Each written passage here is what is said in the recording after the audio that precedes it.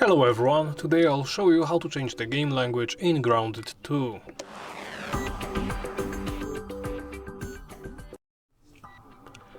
Let's begin by opening Options.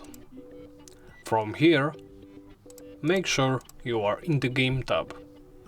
Next, look for Interface Language.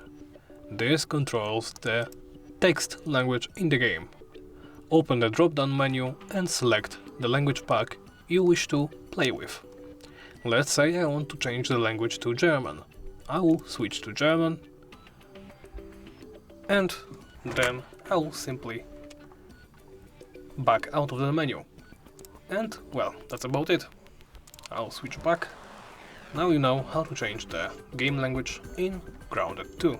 Thank you for watching and please make sure to comment, like and subscribe.